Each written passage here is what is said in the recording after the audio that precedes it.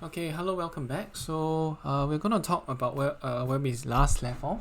Okay, so how does this whole sampling thing work? All right. So take for example, okay, you can actually refer to the website. You can go to docs.openmc.org, the en stable methods introduction.html. And what you need to do is to go to look at this part called overview of the program flow.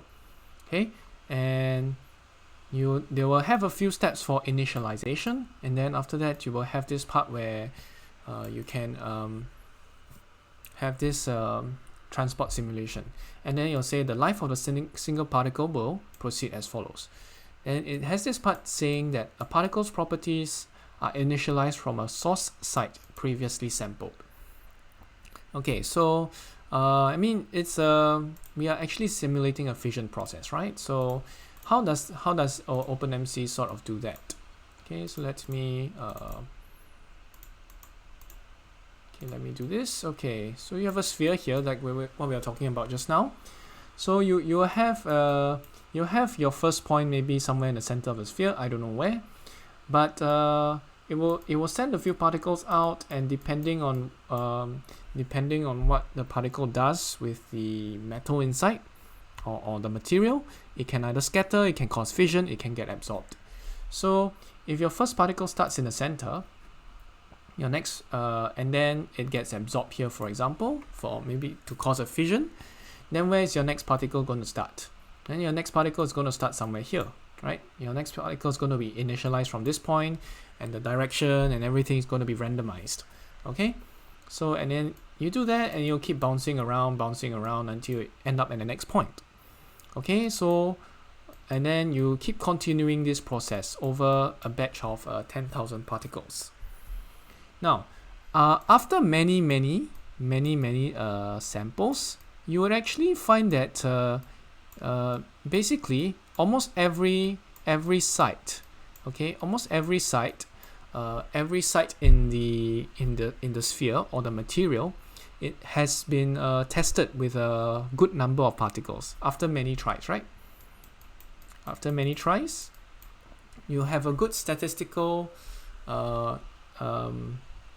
knowledge of you know that every site, maybe over here initially when you start, maybe in the center of the sphere you have only one neutron to test. In this side of the sphere you have another one neutron, and in this side of the sphere maybe you have another one neutron, right? So after many times, maybe this side you will have 1000 neutrons fired from this location. The center you have 1000 neutrons again, and you say, hey, this statistical average is good. I have a good feeling of I have neutrons actually bouncing all over the sphere. I've actually tested what these neutrons actually does based on repetitive sampling, which is what Monte Carlo is about. All right, so after a very long time, you should be able to after doing this process for a very long time, you should be able to have a very good sample and very good idea, and neutrons are actually fired from all over the sphere. Basically, they are released from all over the sphere, and you have tested how they behave. Okay, and then after you sum everything up, and then you have this statistical average. However, if you don't do this sampling enough, there may be some areas of the sphere, maybe this area of the sphere you have 5000 neutrons being launched from this location, and then maybe this part of the sphere you have 50 neutrons, right? You have 50 neutrons. Okay, so this is not what you want, because this is a bad sampling. The sampling is bad because you have a very skewed idea of what the neutrons can do. Now, if you just take a statistical average of all of these neutrons, you're not going to have a very good idea of a very true and representative idea of what neutrons in the sphere are going to do. So what you need to do is the thing is that, okay, maybe you don't want to include the early samples in the average, so no early samples in average. All right, or maybe let me type it out, it's a lot easier. No early samples to be included in average, because you know your early samples are going to be very skewed.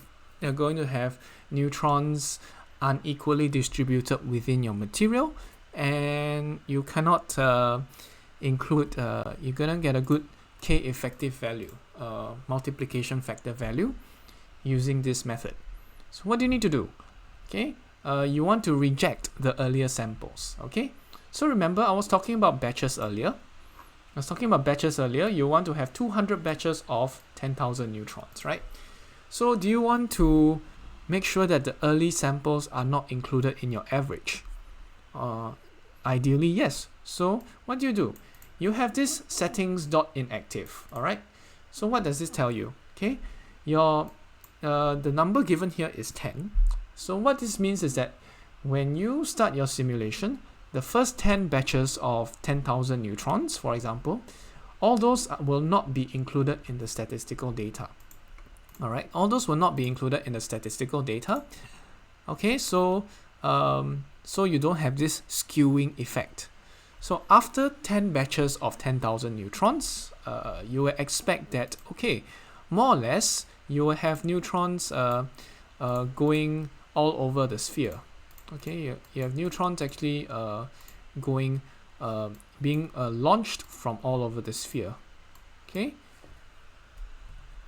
you have neutrons being launched from all over the sphere. So one neutron here, one neutron here. So all of them are very evenly, you know, the way you launch neutrons is very stable. I mean, it's very well and evenly distributed within the sphere.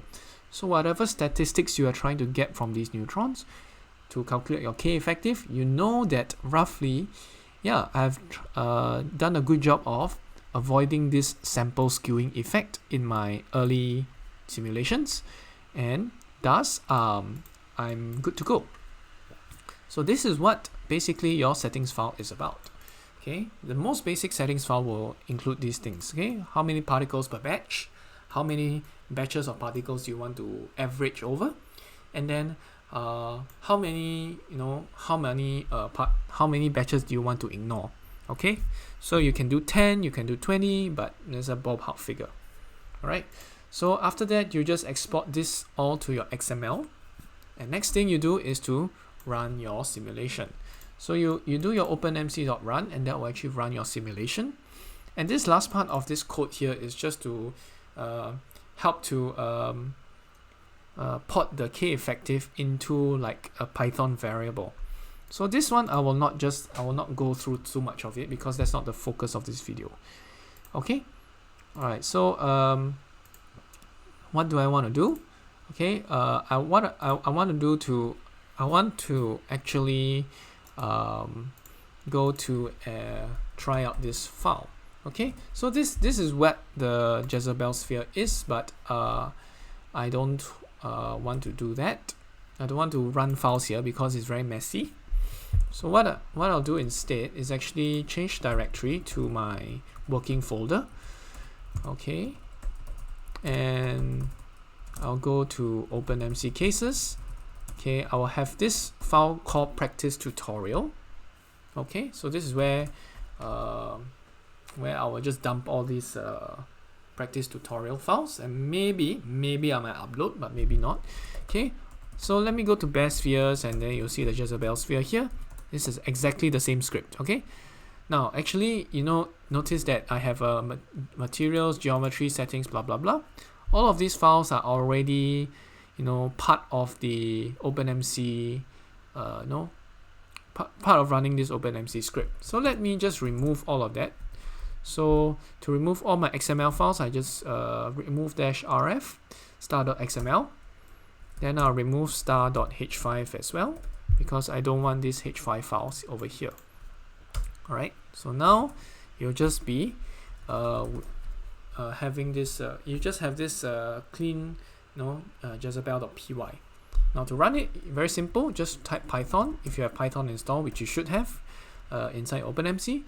I mean, by the time you install OpenMC, you should have run Python, right? So you do this Jezebel.py, and then okay. So basically, OpenMC will run. Okay. So but basically, once you export these XML files as you did in your Python, okay, so remember these scripts will actually give you this Python folders, right?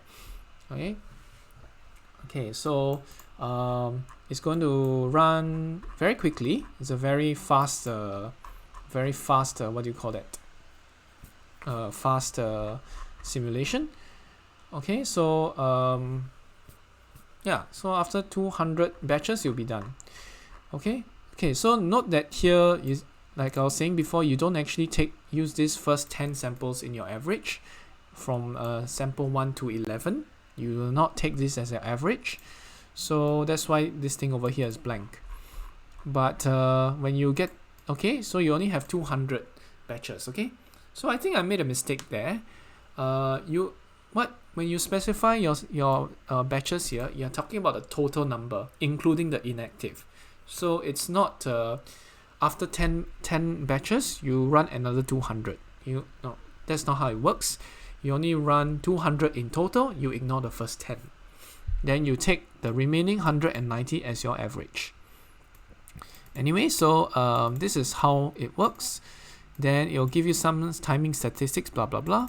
And then over here you can find your K effective. Okay, so this is what the OpenMC, running this Python script will do. Now, let me try doing something new, right? Let's go to the Jezebel.py and then let's do something. Okay, let's increase this thing to maybe 6. Okay, so I'm doubling the plutonium, the density of plutonium. So when I double the density of plutonium-239 in terms of atom, I roughly double. I just change this number from 3 to 6. Okay, I change this number from 3 to 6. I should expect my K effective to increase quite a lot. So what I do, I just do Python Jezebel.py, okay, and then it will replace all my XML files. Okay, and then what do you notice here? You notice that my K effectives have jumped from 1 up to 1.56. So this is actually super critical. Okay, so that's not generally what you do not want to have inside your reactor or your sphere, or else you're pretty much dead if you are in the same room. Okay, but good thing all of this is on computer. And okay, so basically I've just shown you the basics of running OpenMC. Okay, there are a number of things you can do. For example, like I said, you can change the plutonium density, you can change the radius of the sphere. Okay, and let's see what this does. This should also make the K effective jump a lot. Now it's about 2.47. Okay, third thing you can do, okay, you can change this boundary type to reflective. Okay, so I'm actually introducing a lot of data. If you're not sure where to find this, you can go to your pin cell and you look for boundary. Okay, you see that the boundary type here is called reflective. Okay, it's called reflective, so you know that this actually works for OpenMC. That's how I find my reflective. So if you make the boundary type reflective, essentially your radius becomes infinite. So your multiplication factor is, it's going to shoot through the roof. This will be the K infinity, so to speak. You're doing the multiplication factor, not taking into account the leakage. So let's try Pythoning. So you can see that the upper limit of this multiplication factor for at least this material setting is about 2.96. Okay, 969. And of course you can actually just play around with it, play around with this code, see what results you get familiar with how OpenMC works, and of course then we can actually start looking for more complicated cases to run. Okay, so that's all for this video. Thanks for watching. I'll see you guys again.